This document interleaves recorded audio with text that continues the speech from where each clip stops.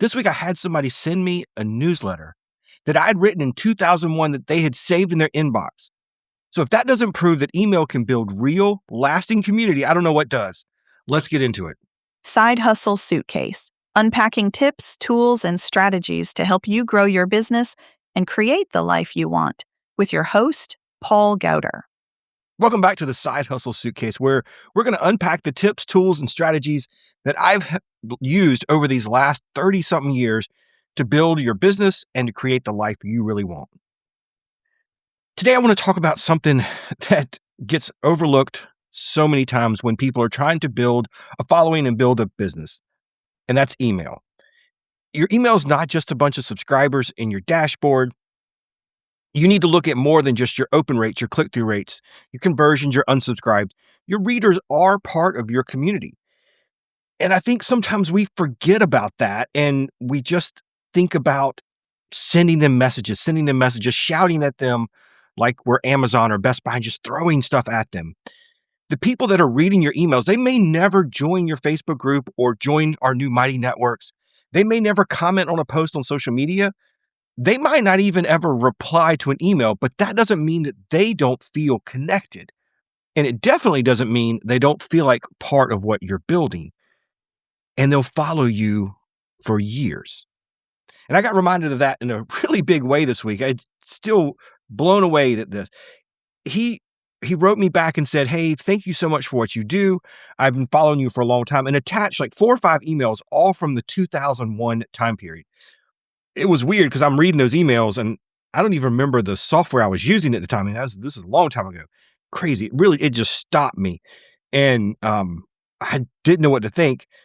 And we spend so much time chasing the next platform, chasing the algorithm, trying to go viral, and we forget about the people who are already there and reading.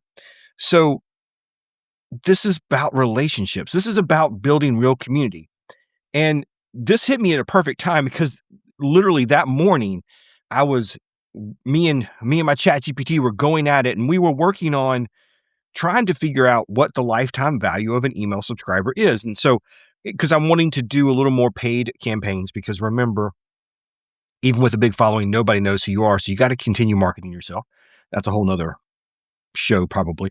But I was looking at doing some more paid acquisition, especially building the email list. And so we were breaking down, how much it is worth for the paid ads on our site, for digital products and all that kind of stuff. And figuring out how long it takes if we spend this much on a Facebook ad, how long does it take to make that back? And yes, we need to know that. We need to know what our subscribers are worth. We need to learn how long the return on investment is, and whether or not you're actually doing a good job. All of that does matter. But it hit me this week that no spreadsheet, no ChatGPT, no AI can really fully measure the value of your audience. Because yes, an email subscriber may be worth a certain amount, but they also are somebody who's trusted me for years. And how do you put a price on that? That's true community. And I think we really have to make a mindset shift when it's in email. And if you've listened to me talk at a conference or, any of my other podcast interviews or whatever, I keep talking about this, and I hope seeing or hearing about this email that was sent to me will remind you of this and stop you like it did me. But people they're trusting you for years. So let's talk about a few practical takeaways of how we can actually do this in our emails and build these relationships. So takeaway number 1, you need to write like you're talking to one person, not a crowd. Same thing when we're doing a video. I don't want to start this video by going, "Hey, everybody, thanks so much." No, I'm talking to you, friend. Lou Mongello does this so good. If you ever go on Wednesday nights at 7:00, he's always live at WDW Radio on Facebook. He does such a good job of talking to one person at a time and making you feel like you're part of his live. And he then does, he actually will engage with you. If you leave a comment, he'll call you by name and really call you out. That you have to do that kind of same thing in email. Use personalization, use you instead of everyone. Do those kind of things and make sure you're writing like you're sending it to a friend. And again, don't just be shouting your headlines and your links at people. Have a conversation. Want to get into these kind of discussions even more? Come join us over on the On the Way community. It's a free community where we meet every week with a coffee talk so we can just hang out and enjoy each other's company. If you join our OTW Pro, the paid side of it, I do a weekly Q&A video where you get one-on-one talk time and we can talk through the issues. But it's also, we have discussions and open forums where we can all ask questions and talk with each other. It is a great place to discuss topics like this and really dig into it. So if you're looking for a place where you can find other people that are in your same situation and get help, come and check us out over at www.onthewaycommunity.com. Takeaway number 2, you got to share more than just your links and your promotions. Let's talk about an email I sent yesterday. I sent out, because it was St. Patrick's Day, I sent out an email talking about the story of how the Choctaws years ago sent money to Ireland during the potato famine to help support them. And that has formed this relationship that has lasted decades. And I thought it was a cool story for St. Patrick's Day. Now, I could have just sent that link and I would have gotten clicks and would have gotten that.